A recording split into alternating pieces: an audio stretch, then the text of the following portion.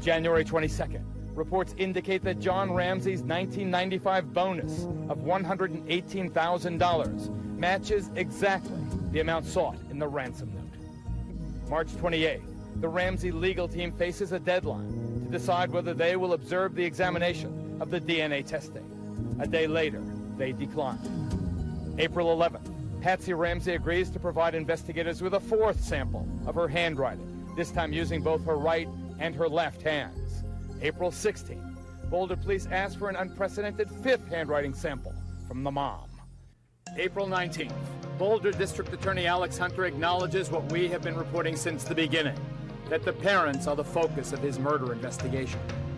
May 1st. The Ramseys finally give police their long-awaited formal interview, more than 4 months after their 6-year-old daughter was found murdered in their basement. The next day, they go on national television and proclaim, "We did not do it." To those of you who may want to ask, let me address very directly, I did not kill my daughter, JonBenet. The Ramseys also vow to catch their daughter's killer. You may be alluding.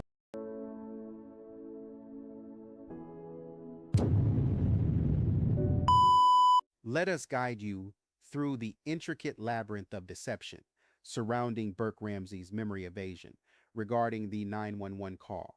A web of contradictions, calculated responses, and linguistic sleight of hand that reveals far more than it conceals. Burke's flat memory evasion line.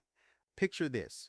For decades, Burke Ramsey maintained an impenetrable wall of silence about his sister's death. Then, in September 2016, learning that CBS planned to broadcast a documentary accusing him of the crime, he finally broke that silence in an exclusive interview with Dr. Phil McGraw. The timing was no coincidence. This was damage control at its most transparent. The very fact that Burke emerged from his self-imposed exile only when directly threatened by CBS speaks volumes about the strategic nature of his appearance. For 20 years, he had successfully avoided the spotlight, declined interviews, and remained a mystery wrapped in speculation. Yet the moment his reputation faced a direct assault from a major television network, he suddenly found his voice. This wasn't the spontaneous decision of an innocent man seeking to clear his name. This was the calculated move of someone who had been carefully monitoring the narrative landscape, waiting to see if intervention would become necessary. When Dr. Phil pressed him about the infamous 911 call, Burke's response was chillingly mechanical.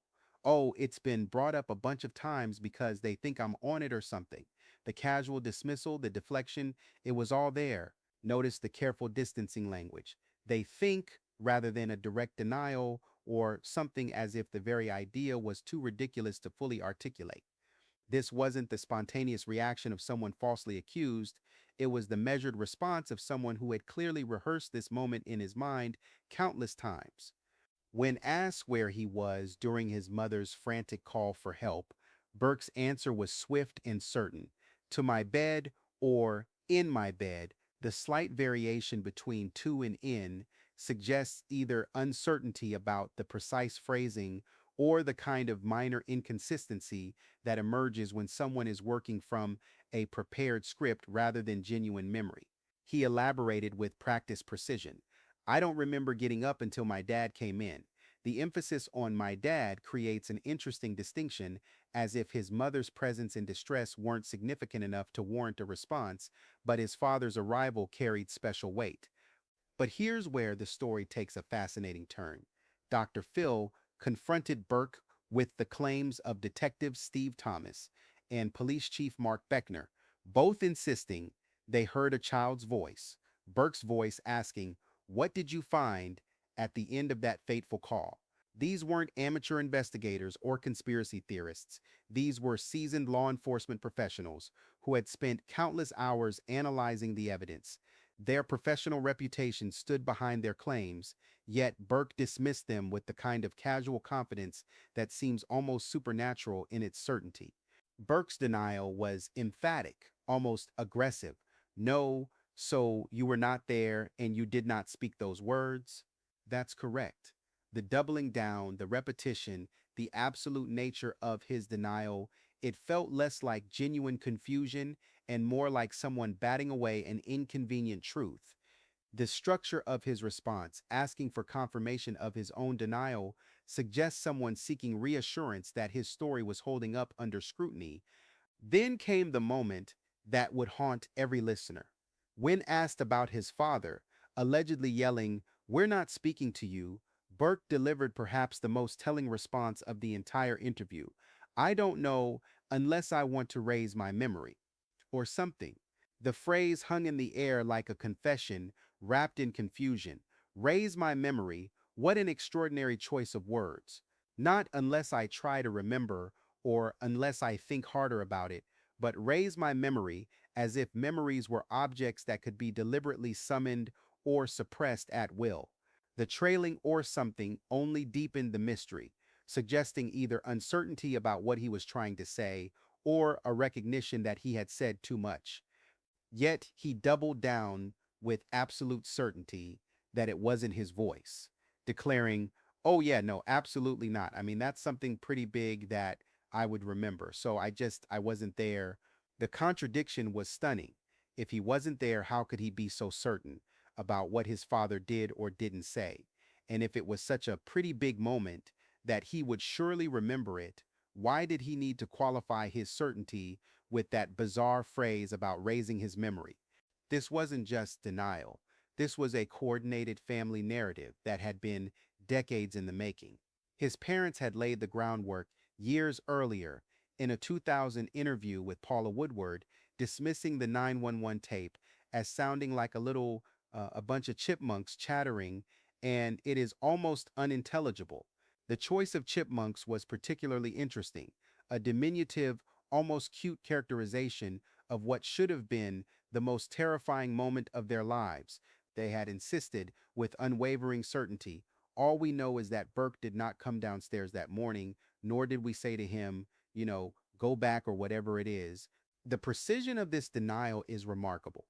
Not only did Burke not come downstairs, but they also preemptively denied saying anything to him about going back upstairs. It's the kind of specific denial that suggests someone anticipated exactly what questions would be asked and prepared accordingly. The phrase "whatever it is" at the end feels like a dismissive wave of the hand, as if the very idea of Burke being involved was too absurd to fully engage with. But the cracks in this carefully constructed story run deeper than anyone imagined. Burke claimed he didn't get up until John came in, yet he admitted his mother came in screaming and going psycho. The word choice here is telling. Psycho carries connotations of irrational, uncontrolled behavior. Yet Burke claims this extreme maternal distress failed to rouse him from sleep. What kind of child remains unmoved by his mother's hysteria? What made his father's arrival different? Was it the tone, the approach, the specific words used? The timing of these events creates its own suspicious pattern. Patsy discovers JonBenet missing, reads the ransom note, and begins her descent into what Burke himself characterizes as psychotic behavior. Yet during this peak moment of family crisis, Burke claims to have remained peacefully asleep, undisturbed by the chaos erupting throughout the house. Only when John specifically came to him did he finally stir. This suggests either supernatural sleeping abilities or a deliberate choice about when and how to become aware of the morning's events. What was Patsy saying that left Burke unmoved, while his father's presence finally compelled him to rise? The inconsistency is staggering and deeply suspicious. It suggests a household where Burke was more attuned to his father's authority than his mother's distress, or perhaps one where different family members played specific roles in managing information and responses during crisis situations. Meanwhile, Burke maintained he wasn't on the tape, yet countless listeners detected layers of conversation beneath Patsy's hysteria.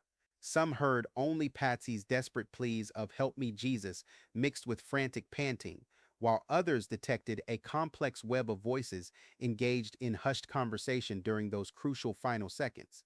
The acoustic analysis of that call has become its own cottage industry, with experts and amateurs alike parsing every whisper, every background sound, every possible syllable that might reveal the truth about who was present and what was said. The family's unified denial becomes even more intriguing when you consider John's admitted proximity to the call. According to his own book, the other side of suffering, he was nearby, supposedly reading the ransom note on all fours. This image itself defies credibility. A grown man, naked according to his own account, crawling around on the floor, reading a piece of paper while his wife screamed into a phone for emergency help. The absurdity of the visual is matched only by the implausibility of the behavior. But how does one concentrate on reading while your wife is, in his own words, going ballistic on a 911 call? The scenario defies logic and basic human psychology. When someone you love is in crisis, every instinct drives you toward them, not away. If your spouse is hysterical during an emergency call, wouldn't you stand by her side, offering support, perhaps even taking over the call yourself? The natural response would be to provide comfort, to help communicate with emergency services, to ensure that help was properly summoned. Instead, John claims he remained focused on the note while chaos unfolded mere feet away. This suggests either an almost inhuman level of detachment or a deliberate choice to maintain distance from the 911 call, perhaps to avoid being heard on the recording. The implications are chilling. Either John Ramsey possessed remarkable powers of concentration during extreme stress, or he had reasons for wanting to avoid direct involvement in that crucial conversation with emergency services.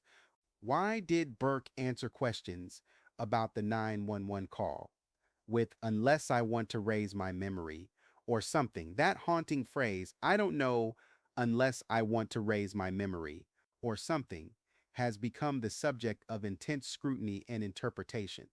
Was this simply poor word choice from a young man under pressure, or was it the inadvertent revelation of a rehearsed script gone awry?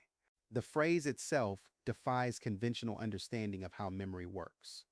Most people would say, "unless I try to remember," or "unless I think harder about it," but Burke chose the peculiar verb raise, as if memory were something that could be deliberately elevated or summoned, like raising a flag or lifting an object. The clinical precision of this language suggests someone who has been coached to think about memory as something controllable, something that can be accessed or suppressed at will. This isn't the natural speech pattern of spontaneous recollection, it's the careful language of someone who has learned to view memory as a strategic tool. The trailing "or something" adds another layer of intrigue to an already suspicious response. It functions as a verbal escape hatch, a way of softening what might have been too revealing a statement. The phrase suggests either uncertainty about what he was trying to communicate or a sudden recognition that he had ventured into dangerous territory. In the context of a high-stakes interview about a decades-old case, such verbal hedging takes on heightened significance. What makes this response even more remarkable is its complete disconnect from the question being asked. Dr. Phil had inquired about whether Burke heard his father allegedly saying, "We're not speaking to you," during the 911 call. A natural response would have been, "I don't remember hearing that," or "I wasn't there to hear anything." Instead, Burke offered this cryptic commentary on the nature of memory itself, as if he possessed some special insight into how recollection could be manipulated or controlled. The CBS documentary didn't treat it as innocent misspeaking. According to Burke's lawsuit against the network, their pseudo-experts painted him as deceptive, with Jim Clum Intake claiming Burke oversells when describing his sleeping habits. They seized upon every verbal tick, every unusual turn of phrase, as evidence of guilt rather than the natural speech patterns of someone navigating an impossible situation. But perhaps their interpretation wasn't entirely unfounded. The mechanical nature of Burke's responses does suggest someone working from a prepared playbook rather than speaking from genuine emotion or memory. The context surrounding Burke's sleep claims reveals another fascinating contradiction that undermines his credibility. Yet Burke's assertion that he always sleeps deeply appears contradicted by multiple instances where he describes waking up during nighttime hours. His own accounts reveal a pattern of nocturnal activity that undermines his claim of being an exceptionally deep sleeper. He specifically mentioned getting up on Christmas Eve around 12:30 a.m. the previous year to sneak downstairs, indicating this was not an isolated incident, but potentially part of a regular pattern of behavior. Additionally, he described getting up on Christmas Day of that same year, with JonBenet following behind him, as revealed during his Dr. Phil interview. Perhaps most significantly, he acknowledged getting up after his parents went to sleep, specifically to play with toys, suggesting that his nighttime awakenings were not uncommon occurrences, but rather routine activities that contradicted his emphatic claims about sleeping deeply through any disturbances. This pattern of nighttime activity reveals a child who was not only aware of household routines and movements, but actively engaged in monitoring and navigating them. The image of Burke sneaking downstairs on Christmas Eve suggests someone who possessed detailed knowledge of when his parents were asleep, when it was safe to move through the house undetected, and how to avoid detection during nocturnal adventures. This level of awareness directly contradicts his claims of being such a deep sleeper that he would remain unconscious during a household crisis. To understand Burke's guarded responses, one must consider the toxic environment the Ramsey family had navigated for years. John Ramsey and his lawyer, Brian Morgan, had expressed constant frustration with media leaks and the perception that every lead was turned around and used to poison the well against us. Morgan admitted they were very skeptical and sought to put up a wall against media inquiries. In such an atmosphere of intense legal scrutiny, every word becomes a potential weapon against you. This siege mentality had clearly shaped how the family approached public communication. Every interview, every statement, every casual remark had the potential to be dissected, analyzed, and weaponized against them. In such an environment, spontaneous honesty becomes a luxury the family could not afford.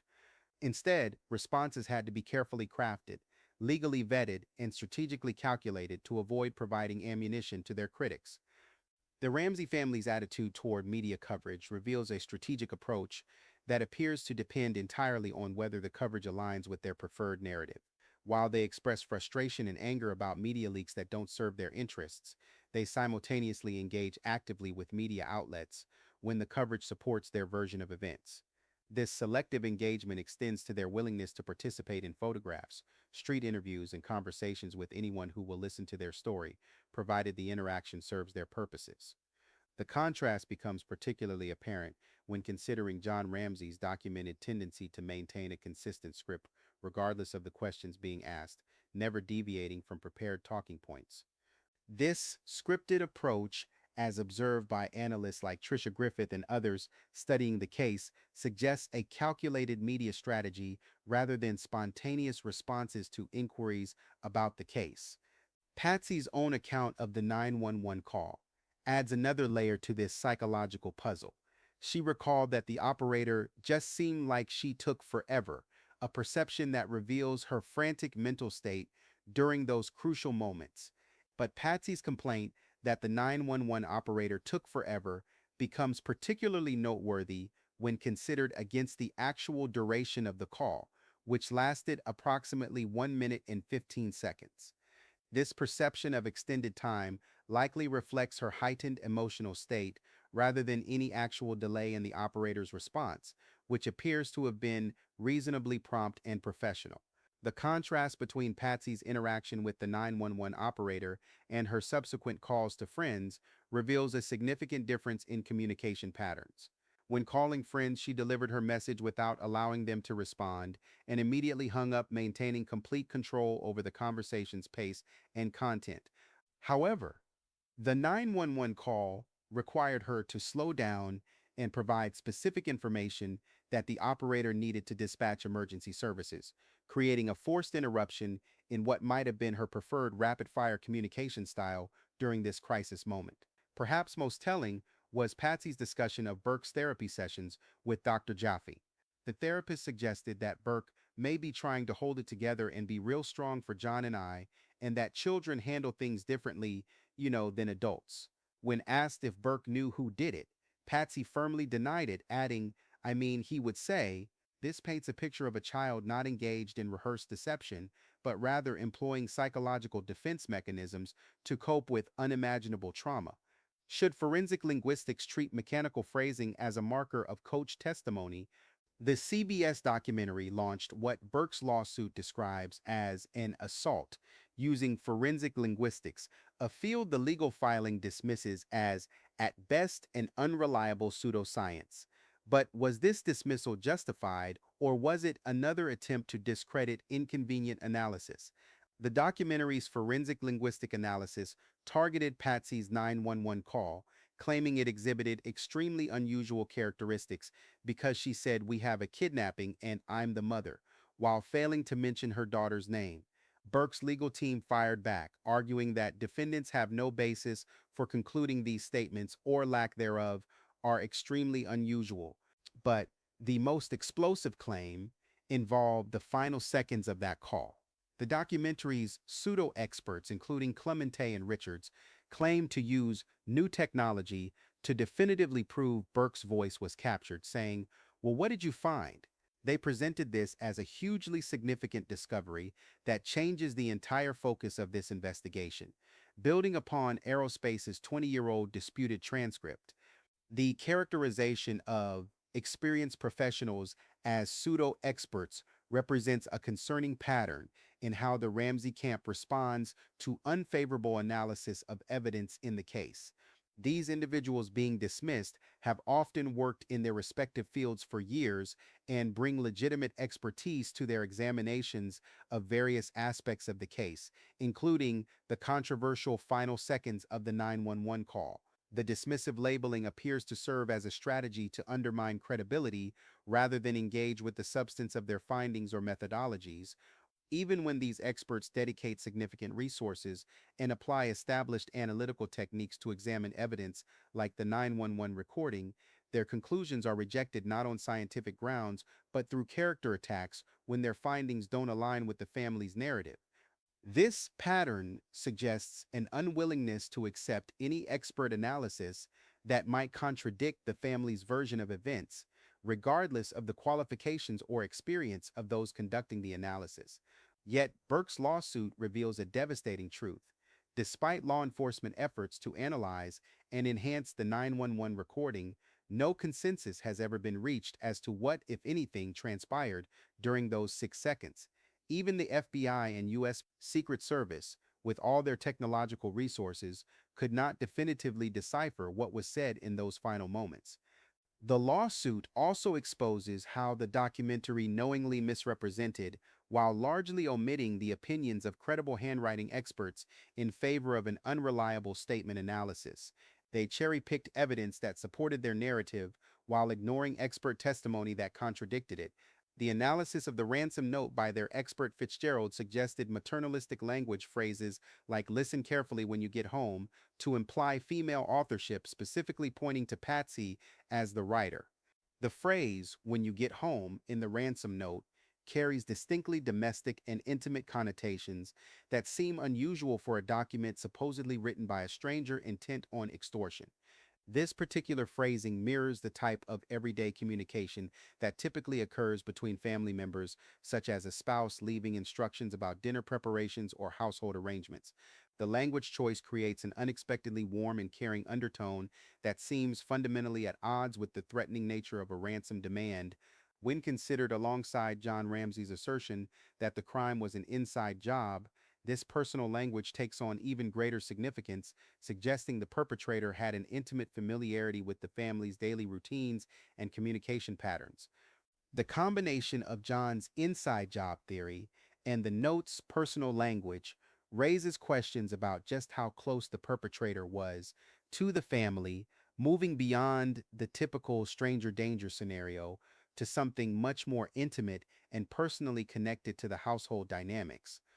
John Ramsey himself, when discussing the ransom note, believed whoever did this is very, very insane and clever. His experts, whom he described as national experts, gave the handwriting analysis a 4.5 on a scale of 5, noting they could maybe get it to a 5 with more pre-death writing samples, meaning there was absolutely no possible way that she wrote this note. John Ramsey's description of the ransom note writer as clever represents a remarkably generous assessment of someone he claims destroyed his family through a heinous act. This choice of words stands in stark contrast to how most people would characterize someone who had committed such a devastating crime against their child. Rather than using terms that would reflect the sadistic or evil nature of such an act, John opted for language that could almost be interpreted as admiring the perpetrator's intellectual capabilities. The word clever suggests a level of respect for the writer's mental acuity and planning abilities that seems inconsistent with the rage and revulsion one would expect from a victim's father.